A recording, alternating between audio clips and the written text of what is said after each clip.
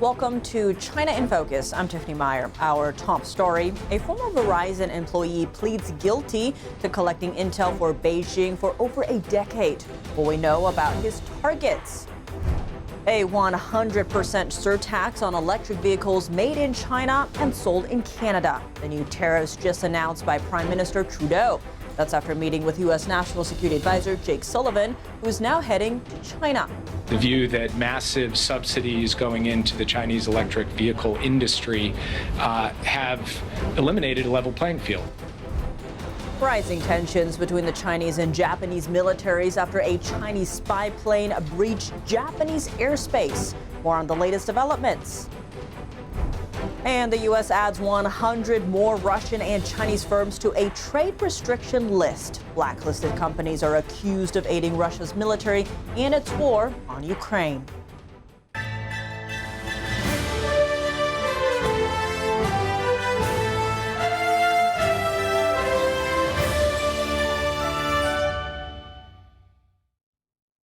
A former Verizon employee has pleaded guilty to collecting intelligence for the Chinese regime last Friday. Among his targets, Verizon, India's second-largest IT company, and practitioners of Falun Gong.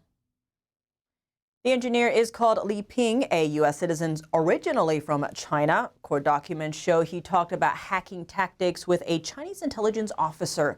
Li also provided him with cyber training materials from his current employer, Infosys. It's the second largest IT company in India. In 2015, Li gave the officer information on Verizon's China branch offices. Li's main assignment was to collect information on practitioners of Falun Gong, a spiritual meditation practice based on the principles of truth, compassion, and tolerance.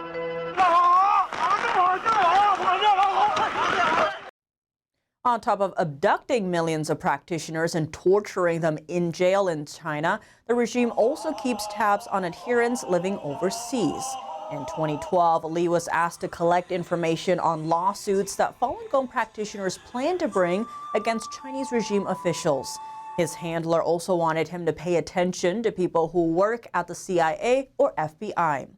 In 2013, Li sent the officer public information of two Israeli authors who wrote books about Falun Gong. A year later, the officer asked him to find out more information about a Falun Gong practitioner after he protested in front of a Chinese consulate in California. The officer gave Li the practitioner's California home address, phone number, and the brand and model of his car. Reacting to Li's guilty plea, a Falun Gong practitioner in Florida said the case is only the tip of the iceberg. He said he was harassed by Chinese people living in the U.S. after a Chinese security official snapped photos of him doing the Falun Gong exercises in a local park. Liu said he's glad authorities are paying attention to covert Chinese operations on U.S. soil. Li Ping told the Epoch Times that he doesn't regret his actions. His lawyer said he provided information to childhood friends who became employees for the Chinese regime. Li faces up to 5 years in prison, up to 3 years of supervised release, and a maximum fine of $250,000. His sentencing hearing is scheduled to be held in 2 months. The National Institute of Health said it has identified over 250 scientists that did not disclose their work in China. That's while they conducted research funded by NIH. Most of them are of Asian descent. Among them, over 100 have lost their jobs. NIH requires grant recipients to disclose all sources of research support. White House National Security Advisor Jake Sullivan is heading to Beijing to speak with Chinese officials. This would mark the first time a U.S. National Security Advisor has visited China since 2016 under the Obama administration. NTD's Washington correspondent Jack Bradley is at the White House. National Security Advisor Jake Sullivan is meeting with the top Chinese diplomat Wang Yi and other officials with the goal of destabilizing tensions. Now, the talks will begin in Beijing on Tuesday, and this comes right after Sullivan was in Canada on Sunday meeting with Prime Minister Justin Trudeau and his cabinet, where they discussed just a day later, Canada's government imposed 100% tariffs on Chinese electric vehicles, matching the U.S. Tariff plan, as well as the European Commission's. Here's Sullivan. The view that massive subsidies going into the Chinese electric vehicle industry have eliminated a level playing field. And so part of the economic response the U.S. has taken is responding to that. And then there are issues associated with data security, with critical infrastructure, and with the underlying questions of national security associated with connected vehicles, electric vehicles. Now, other topics during these meetings include tensions in the South China Sea, as well as a potential invasion from China into Taiwan. Other topics include the fentanyl crisis, where the majority of the world's fentanyl, not to mention the U.S., comes from China. And it's now the #1 leading cause of death among young Americans here in the U.S. China's support for Russia's military will also be on the talks. Last week, the Biden administration said that it's imposing over 400 sanctions on companies and individuals, many of which are in China. National Security Council spokesman John Kirby said that this meeting has been in the works since October, but a potential Biden-Xi meeting in the future is still unclear. As for whether this lays the tracks for another meeting with President Xi, I just don't have anything specific to point to with respect to that. Now, both Biden and Xi are scheduled to attend the G20 summit in Brazil after the U.S. general election in November. Reporting from the White House, Jack Bradley, NTD News. Canadian Prime Minister Justin Trudeau just announced a plan on Monday to hike tariffs on imported Chinese electric vehicles to 100%. A 100% tariff on Chinese-made electric vehicles. This came after his meeting with President Biden's National Security Advisor Jake Sullivan late Sunday. China's embassy in Canada strongly protested Ottawa's decision. The Chinese embassy in Canada posted on its WeChat hours after Trudeau's announcement, saying the new taxes will undermine the two's trading relations, adding Beijing will take all the necessary means to protect Chinese businesses. Ottawa's new rule is taking effect in roughly a month, starting October 1st. Canada's decision comes after Washington's announcement in May that the U.S. would slap 100% tariffs on Chinese EVs. The European Union also followed the U.S., imposing additional tariffs of up to 30% on China-made EVs. The goal, to protect auto manufacturing in North America and in Europe from what the governments called unfair trade practices by China, like high Chinese subsidies. It's worth noting that Jake Sullivan is en route to China for a high-level summit with the Chinese foreign minister, but he made a surprising stop in Canada before heading to China. Worth noting, U.S. high tariffs on China's EVs and other goods have been delayed. The White House now has 1 week to make the final announcement about the trade rules before the end of this month. The delay came after the White House studied over 1,000 comments from U.S. automakers, all of them requesting that the U.S. government reduce, delay, or even abandon the high tariffs. The European Union also recently announced a cut on tariffs for China-made EVs. In one instance, tariffs on China-made Tesla cars were cut from over 20% to only 9%. For the first time ever, a Chinese military aircraft breached Japanese airspace earlier on Monday. That's according to the Japanese government. Tokyo has launched a strong protest against Beijing through diplomatic channels. The Japanese Defense Ministry said it scrambled jets against a Chinese reconnaissance aircraft after it briefly breached its airspace this morning. Reconnaissance aircraft are used for monitoring military activities and collecting intelligence. The Chinese warplane reportedly entered Japanese airspace from the southwest. Tokyo said that an investigation into the airplane's motives is underway. It also confirmed that its vice foreign minister had summoned a senior Chinese diplomat to protest against the incursion and strongly demanded the prevention of future breaches. Next, we dive deeper into the escalating tensions in the Asia-Pacific region, plus the sweeping new tariffs announced by Canadian Prime Minister Justin Trudeau on Chinese-made electric vehicles. To help us break down the impact of these developments, we're joined by Jonathan Pelson, author of Wireless Wars. John Pelson, thank you so much for joining us. Great to have you back on the show. Good to be here again, Tiffany. Now, Japan is saying that a Chinese reconnaissance plane entered Japanese airspace for the first time. Now, this is unlike previous instances where it occurred in contested areas. This was Japanese territorial airspace. How concerned should we be about this? Well, it's definitely of concern. I will say, though, this is not the first time China's penetrated Japan's defenses. What they've been doing, though, is focusing on the cyberspace. This is just a step up now where they're doing it in a much more overt way. And to your point, this also follows other military tensions between China and the Philippines, as well as around Taiwan. Of course, this also comes on the backdrop of global conflicts that we're seeing in Europe and the Middle East. Given all of this, how do you view what's happening in Asia right now? Well, it's a classic move, though. China's provoking and seeing how far they can push things. It's really a bullying action that they're undertaking. So what they do to the Philippines, they'll dress up a Navy ship as a Coast Guard ship, and then bounce it off a couple Philippine fishing boats. Plausible deniability that they're not sending their military into these waters, but it's clear that's what they're doing. And what they're doing here, the problem is Japan is one of the Western worlds, the free world's more powerful and more significant militaries. They're certainly not involved in actions around the world, but we look to them as an important check on China's flexing of muscle in the region. So this is an escalation we should be paying attention to. Switch gears a little bit here. Canada seems to be taking a leaf out of President Biden's playbook. He is now pledging to hike tariffs on Chinese EVs to 100%. This is something President Biden has said as well. Given that, how effective do you see this being?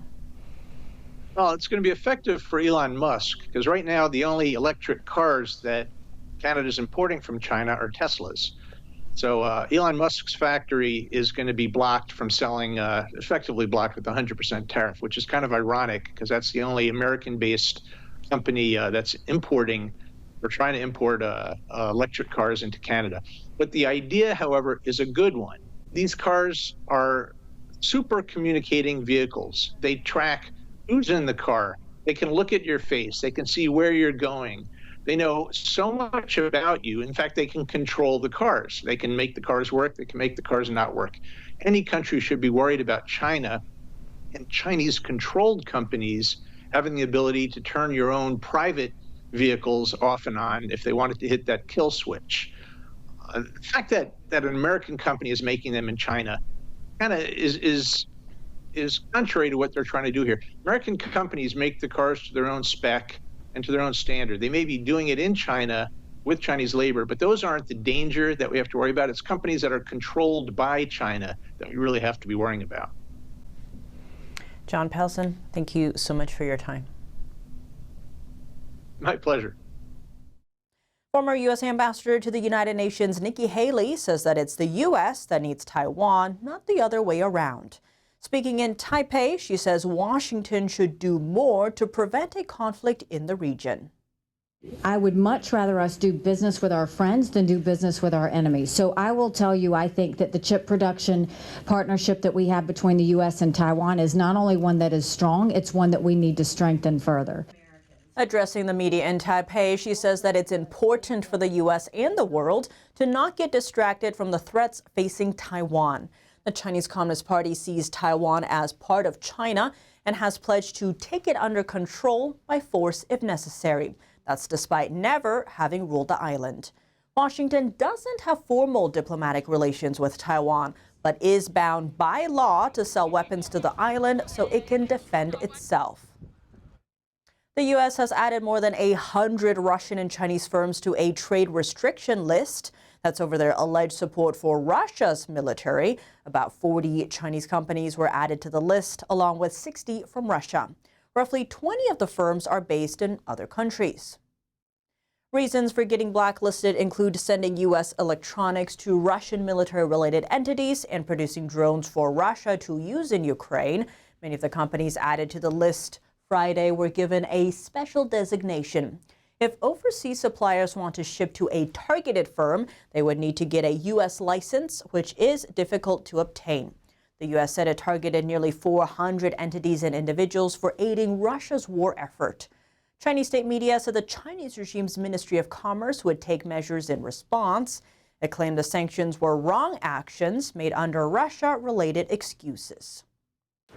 Coming up, tensions in the South China Sea are reaching a new high. The U.S. and the Philippines accusing China of aggression against a Filipino vessel as the ship carried out humanitarian efforts. Taiwan ramps up military readiness with new anti-amphibious missile drills. How the exercises are designed to counter growing threats from China. And China's slowing economy is taking a toll on its skies. Several Western airlines are cutting flights to the country, while Beijing tries to get international aviation back on track. Airlines operating internationally often reflect diplomatic and political relationships. More on that after the break here on China in Focus. Welcome back to China in Focus. I'm Tiffany Meyer. Vessels from China's Coast Guard clashed with the Philippine vessels in the South China Sea on Sunday. Manila accused China of ramming its vessels and said China used water cannons against its ships. According to Manila, the vessels were transporting food, fuel, and medical supplies to Filipino fishermen. U.S. Ambassador to the Philippines, Mary Kay Carlson, condemned China, calling Beijing's actions, quote, unsafe, unlawful, and aggressive. China claims almost the entire South China Sea, including the disputed shoal, as its own. That's despite an international court ruling that Beijing's claim is invalid. Manila also called out China for firing flares at one of its aircraft earlier this month. Next, the U.S. is increasing its military presence in the South China Sea to deter China's aggression. The U.S. and Indonesia kicked off two-week annual joint drills on Monday. Besides simulations including land and air combat, the joint exercises will also include training on deterring cyber attacks. Indonesia experienced several of the digital attacks over the past few years, with the latest occurring just 2 months ago. It disrupted government operations at the time. Troops from Australia, Japan, Britain, France, and New Zealand will also attend the joint drills. Malaysia, the Philippines, and East Timor will observe. Taiwan is holding exercises to boost its readiness and deter a potential attack from China. Taiwanese troops practiced launching anti-amphibious landing missiles Monday. Troops fired wire-guided missiles at floating targets off a beach in Pingtung County. The area on Taiwan's southern tip faces both toward the Taiwan Strait and China and toward the Pacific Ocean. The missiles are among the most effective and popular anti-tank weapons in the world. They're also a key component in what some experts say is Taiwan's best strategy to resist a potential Chinese invasion. U.S. tech giants are pulling back from China, and the latest round has IBM joining the trend. The company is a leader in artificial intelligence and announced plans Monday to close its China research and development operation. The decision will impact over 1,000 jobs. NTD's Don Ma has more. The U.S. tech company has faced challenges growing in the Chinese market and has seen a dip in demand for its hardware. Now, according to reports, IBM's market share in China has fallen in recent years. This is due to a push to support more domestic brands. IBM reported that its revenue dropped nearly 20% last year. Also in the report, an IBM executive told employees that R&D functions will move to other overseas facilities. And here's a statement. A spokesperson said that these changes would not impact its ability to support clients in the Greater China region. China's sluggish economy prompting airlines to cut flights to the country. At the same time, Beijing is grappling with how to revive its international aviation market. Here's more. This summer, direct flights and passenger numbers between China and the U.S. are both down to only around 20%, compared to pre-pandemic levels in 2019. Steve Saxon is a McKinsey partner and head of China travel research. He said that Western airlines are cutting China flights due to better opportunities elsewhere. Delta Airlines is one of those carriers. The airline has postponed its Los Angeles-Shanghai route due to slower recovery and travel demand in the market. Starting in October, British Airways will suspend its London-Beijing service for at least a year. Virgin Atlantic will also send up its final Shanghai-London flight in October, ending a route that began 25 years ago.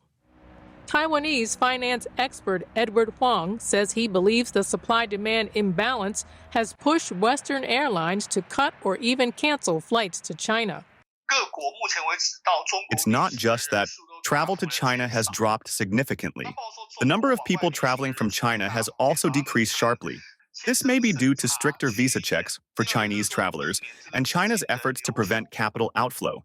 Economist Davy J. Wong stated that Western airlines have superior service quality and technology. Their pulling out of China can be seen as an example of a trend he called bad money drives out good. Airlines operating internationally often reflect diplomatic and political relationships. When the Western airlines are pulling out of China and shifting to other markets, it indicates a widening gap between China and the West, both on the global stage and in diplomatic relations. Wang said that in the short term, this might boost China's aviation industry by increasing its market share. But in the long run, it could hurt China's economic growth and future diplomatic and political strategies. Data from Flightmaster showed in the first half of this year, domestic Chinese airlines held 72% market share for direct flights to Europe. This is up from 53% before the pandemic. Wang pointed out that most Chinese airlines are state-owned. He suggested that the expansion of international routes by the Chinese airlines is driven by the regime's determination to reshape the global economic pecking order. In the first half of this year, the combined losses of China's 4 major state-owned airlines exceeded $980 million. That's all for today's China in Focus. I'm Tiffany Meyer. If you have any feedback on the show or have something you'd like to see us cover, send us an email at chinainfocusntd.com. We'd love to hear from you. For round-the-clock original news coverage, visit us at ntd.com or download our NTD app. Coming up on NTD, stay tuned for America's Hope with Kelly Wright. Kelly talks to author Michael Medved and director Tim Mahoney about their upcoming film, The American Miracle. They discuss how divine providence played a powerful role in the founding of the United States of America. That's tonight at 10 p.m. after China in Focus. Thanks for watching. See you tomorrow.